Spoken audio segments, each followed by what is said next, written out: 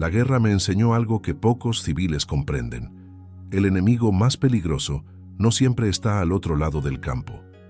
A veces se sienta en la misma mesa donde se firman los informes. Hubo un oficial que intentó reportar el incidente y fue impedido. No silenciado con amenazas directas, no removido de su cargo con espectáculo. Algo más sofisticado, más elegante, más eficaz. He visto censura brutal en tiempos de conflicto. He visto documentos arder antes de que la tinta se secara. Pero lo que ocurrió en este caso no fue destrucción visible. Fue absorción. El oficial, capitán de inteligencia operativa, había estado presente en un evento que oficialmente no existía. Un episodio ocurrido en una zona catalogada como operacionalmente estable, donde no debía haber anomalías, ni enfrentamientos, ni irregularidades, y sin embargo, las hubo.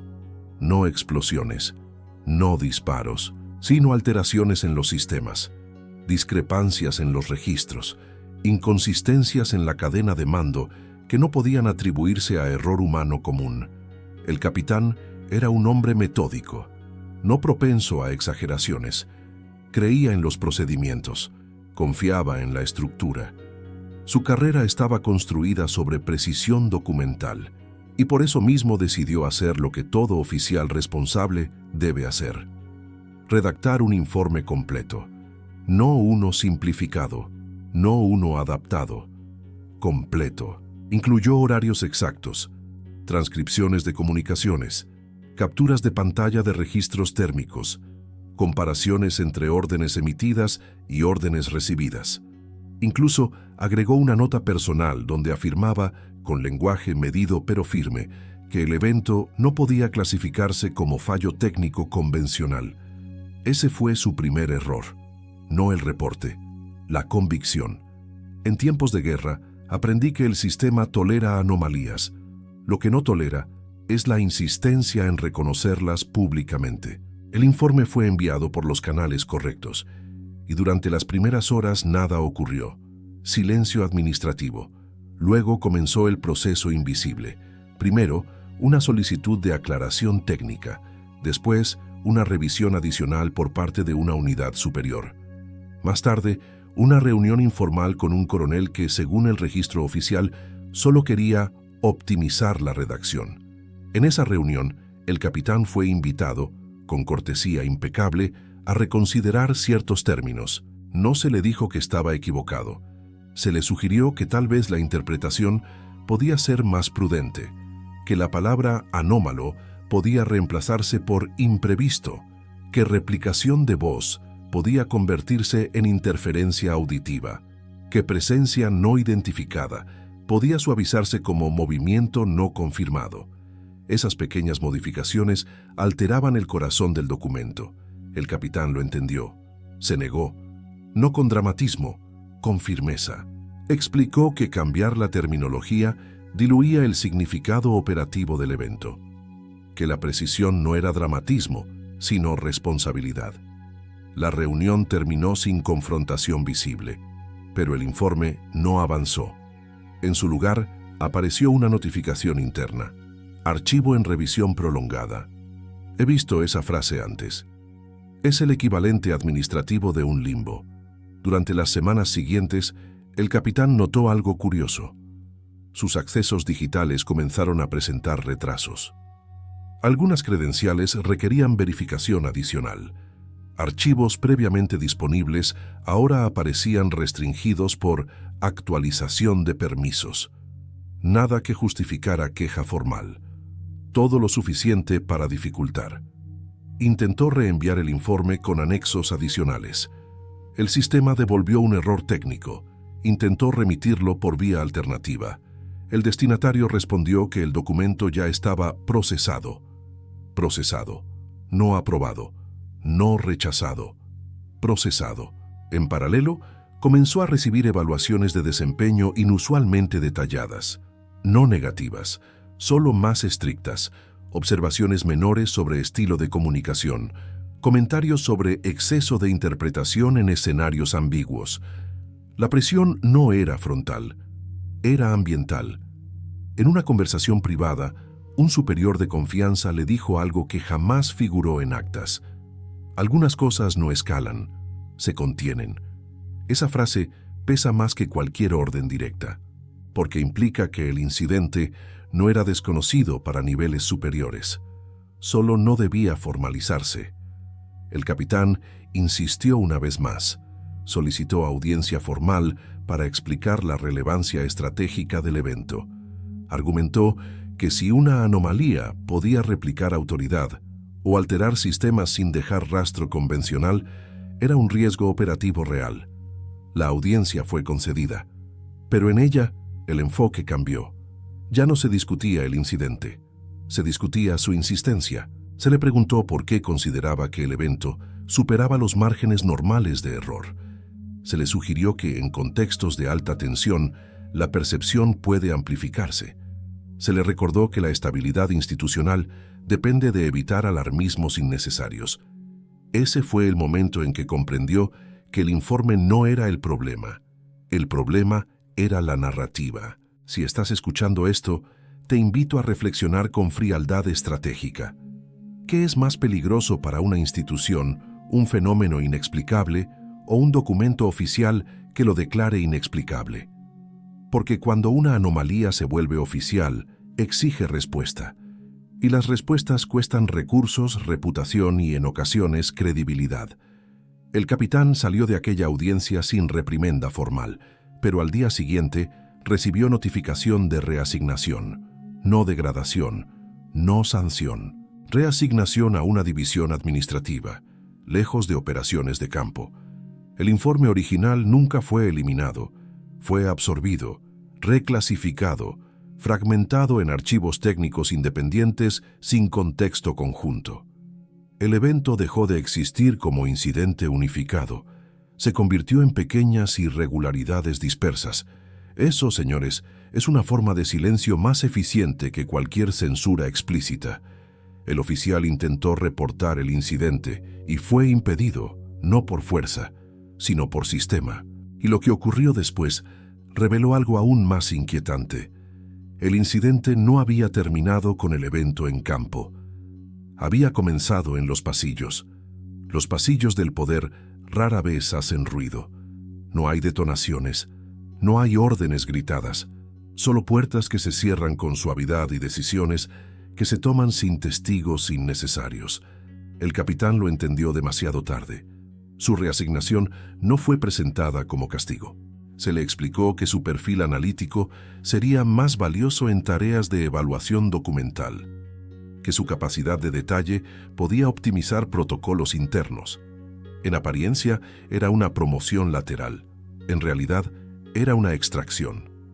He visto esta maniobra en múltiples contextos estratégicos. Cuando un elemento comienza a incomodar la narrativa dominante, no se le destruye, se le desplaza, se le integra en un espacio donde su energía ya no altera la estructura principal. El capitán aceptó la reasignación con disciplina, pero no renunció a su convicción. Desde su nueva posición, comenzó a revisar archivos históricos, incidentes catalogados como interferencia ambiental, reportes con terminología excesivamente ambigua, documentos donde la palabra anómalo aparecía sistemáticamente reemplazada por eufemismos técnicos, y encontró un patrón, no uno espectacular, uno sutil. Eventos que compartían tres características comunes: alteración de comunicaciones, replicación o distorsión de autoridad, reclasificación fragmentada posterior. En ninguno de esos casos hubo enfrentamiento armado, en ninguno se reportaron bajas, en todos el informe original fue suavizado. Cuando conectó esos puntos, comprendió que el problema no era un incidente aislado, era recurrencia, y la recurrencia, en inteligencia, es señal de fenómeno. Intentó compilar un análisis comparativo, no como denuncia, como estudio estratégico. Lo presentó bajo un título neutral: Evaluación de irregularidades comunicacionales en entornos operativos. Nadie puede oponerse abiertamente a una evaluación técnica, pero el documento volvió a entrar en el mismo circuito: revisión, aclaración, reformulación.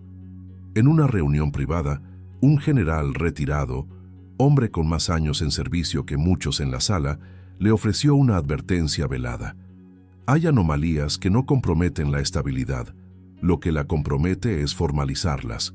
Esa frase encierra una filosofía institucional antigua. Si no se convierte en amenaza pública, no exige reacción estructural. El capitán comenzó a comprender que el sistema no negaba el fenómeno, lo gestionaba, lo contenía en márgenes controlados, porque reconocer oficialmente que algo puede replicar voces de mando, alterar señales sin transmisión detectable y responder a presencia humana sin dejar rastro convencional, implica aceptar vulnerabilidad estructural. Y ningún aparato de poder abraza la vulnerabilidad voluntariamente. Si has permanecido hasta aquí, reflexiona conmigo. ¿Qué protege más a una institución, la verdad completa o la estabilidad percibida? El oficial no fue silenciado con amenazas. Fue rodeado de procedimientos. Se le asignaron proyectos urgentes. Se le saturó de responsabilidades administrativas. Se le elogió por su profesionalismo. Nada de eso es castigo, es absorción de energía. Pero algo cambió en él. Ya no buscaba escalar el incidente. Buscaba entender el mecanismo de contención y descubrió algo inquietante. En cada caso, donde un informe utilizaba lenguaje directo sobre replicación o presencia consciente no identificada, la cadena de revisión incluía siempre la misma oficina intermedia. No la más alta, no la más visible. Una oficina técnica de análisis de riesgos no convencionales, oficialmente dedicada a evaluar amenazas emergentes. Extraoficialmente, parecía dedicada a redefinirlas. No eliminaban información, la redistribuían. Dividían un evento integral en microincidentes sin conexión aparente. De esa manera, ningún documento individual sugería fenómeno estructural, solo errores aislados. El capitán entendió que no se trataba de negar, se trataba de desarticular narrativas, y eso es más eficaz que cualquier prohibición explícita, porque cuando un fenómeno no tiene forma unificada en papel, no puede convertirse en doctrina. Intentó una última acción. Solicitó acceso a los archivos originales de su propio incidente. La respuesta fue inmediata: acceso restringido por actualización de clasificación. Su propio informe ya no estaba en su nivel de autorización. Ese fue el momento en que comprendió la dimensión real del impedimento. No le prohibieron hablar, le retiraron la posibilidad de probar. Y en estructuras jerárquicas, lo que no puede probarse se disuelve. No hubo expulsión, no hubo expediente disciplinario, solo una carrera que, gradualmente, dejó de acercarse a entornos operativos sensibles. Con el tiempo, el capitán se convirtió en asesor administrativo, eficiente, respetado, pero apartado. Años después, en una conversación discreta, confesó algo que jamás habría dicho en servicio activo. No me impidieron reportar el incidente, me impidieron que el incidente existiera como unidad. Esa distinción es crucial. El fenómeno no fue negado, fue fragmentado. Y fragmentar es la forma más elegante de borrar sin borrar. He comandado hombres en escenarios donde el enemigo era visible y brutal. Prefiero eso a enfrentar estructuras que diluyen la verdad bajo capas de cortesía institucional, porque el adversario frontal puede ser combatido. La absorción sistémica no deja blanco. Si hay una lección aquí, es esta. Cuando un sistema protege su estabilidad por encima de su comprensión, el conocimiento se convierte en riesgo. Y el oficial que intentó reportar el incidente aprendió lo que muchos descubren demasiado tarde. No siempre es el fenómeno el que se oculta. A veces es la reacción al fenómeno lo que realmente debe permanecer invisible. El capitán permaneció dentro del sistema el tiempo suficiente para comprender algo que rara vez se enseña en academias militares. La estructura no teme a lo desconocido, teme a lo incontrolable, y lo incontrolable no siempre es el fenómeno en sí, sino su interpretación pública. Con el paso de los meses, comenzó a observar un patrón más amplio. Cada vez que surgía un evento con características similares, alteraciones comunicacionales, replicaciones de voz, anomalías que parecían responder a presencia humana, el procedimiento era casi idéntico. Primero, recopilación técnica exhaustiva. Segundo, revisión intermedia por la oficina especializada. Tercero, redistribución fragmentada. Nunca negación directa, nunca burla, nunca desestimación explícita. Solo dilución estratégica. En los círculos de poder aprendí que diluir es más eficaz que destruir. Lo destruido deja vacío. Lo diluido deja ambigüedad. Y la ambigüedad paraliza cualquier intento de escalamiento formal.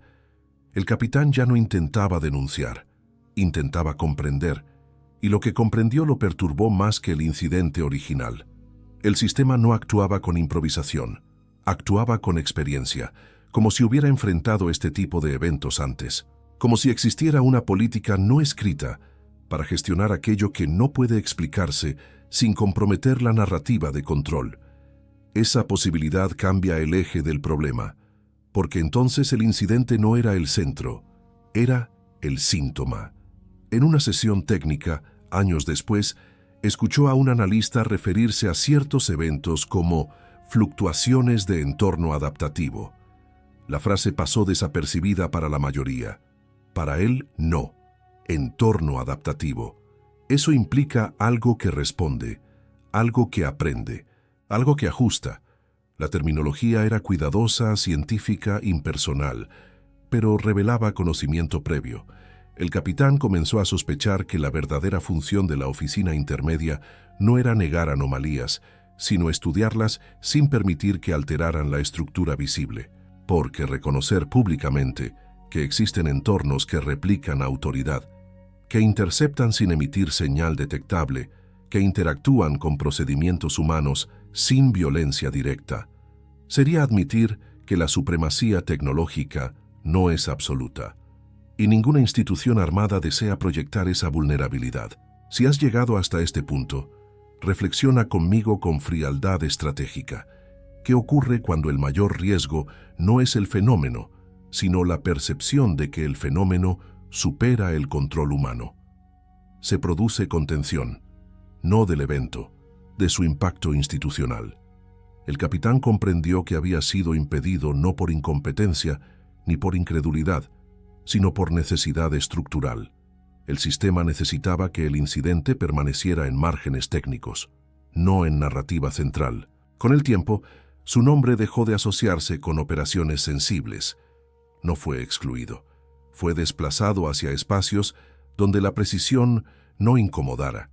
Nunca recibió advertencias formales. Nunca fue acusado de alarmismo.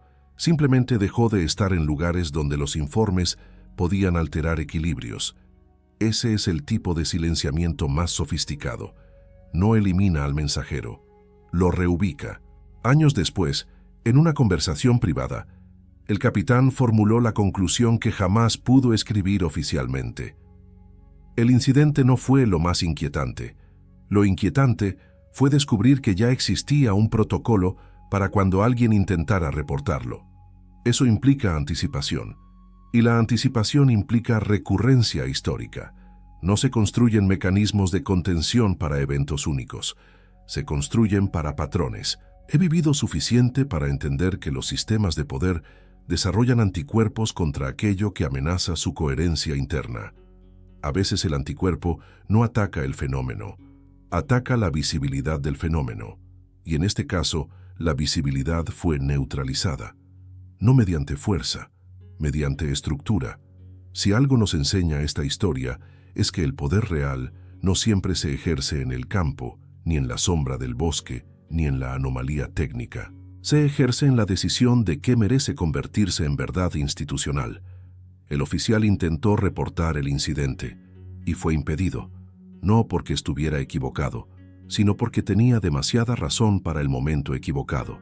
Y en estructuras donde la estabilidad pesa más que la comprensión, la verdad no desaparece, se archiva, se fragmenta, se encapsula y espera. Porque, como he aprendido a lo largo de la guerra y del poder, lo que no se resuelve, no se extingue. Solo aguarda una circunstancia donde ya no pueda ser contenido. Y cuando ese día llegue, no será el informe lo que preocupe, será el patrón que nadie quiso ver completo.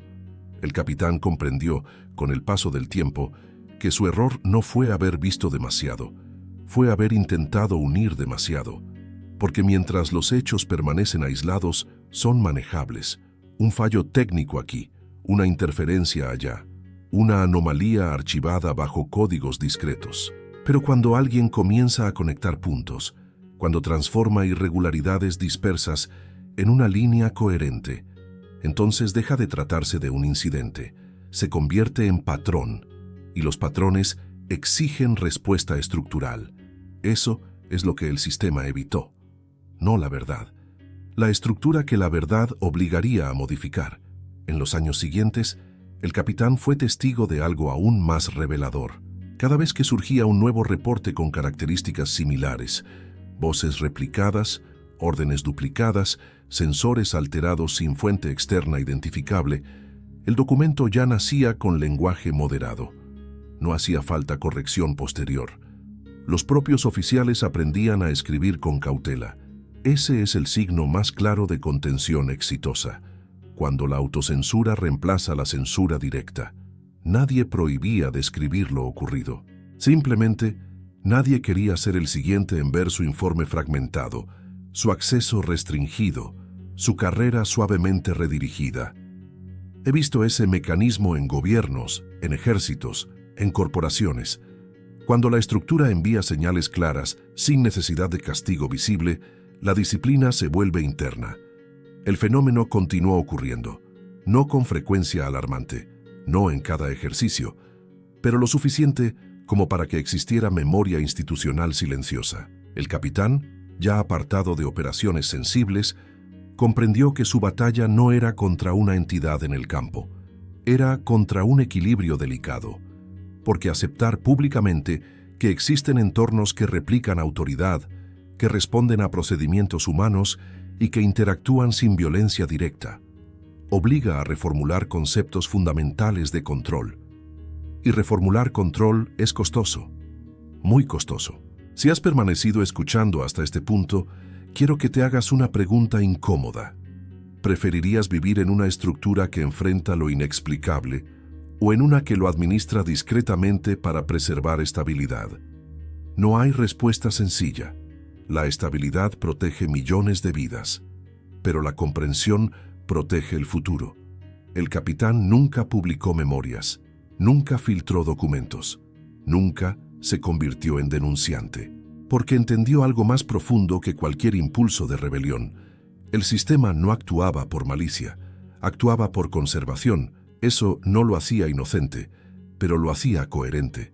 Años más tarde, en un archivo digital ya obsoleto, encontró una nota antigua, firmada décadas antes por un oficial que jamás conoció. La nota decía: anomalías replicativas no deben clasificarse como hostiles mientras no exista agresión directa. Prioridad: contención narrativa. Contención narrativa. Esa expresión explica más que 1000 discursos. El incidente que intentó reportar no fue el primero, y probablemente no sería el último. Pero mientras no cruzara la línea de la violencia abierta, el sistema elegiría mantenerlo en la periferia del discurso oficial. El capitán aceptó finalmente que su informe no cambiaría la estructura, pero sí cambió algo más sutil.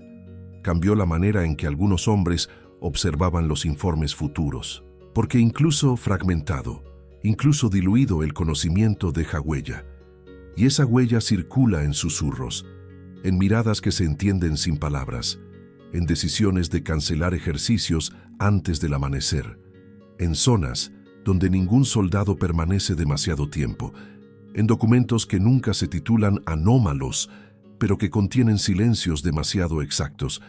He comandado hombres en escenarios donde la amenaza era clara y brutal. Prefiero esa claridad, porque cuando el enemigo es visible, la estrategia es directa. Pero cuando la amenaza es la posibilidad de que algo comprenda tu estructura mejor de lo que tú comprendes la suya, entonces la batalla ya no es territorial, es conceptual. El oficial intentó reportar el incidente y fue impedido, no porque el incidente fuera falso, sino porque su formalización alteraría la ilusión de control absoluto. Y la ilusión de control, en cualquier estructura de poder, es más valiosa que la verdad fragmentada. Sin embargo, hay algo que el sistema no puede impedir: la memoria. Y mientras existan hombres que recuerden, que conecten, que sospechen que ciertos silencios son demasiado perfectos, la contención nunca será completa, solo será temporal, porque toda estructura que administra lo inexplicable enfrenta, tarde o temprano, el mismo dilema: seguir fragmentando o admitir que el patrón es real. Y cuando ese momento llegue, no será un oficial aislado quien intente reportarlo, será el sistema entero quien tendrá que explicarlo.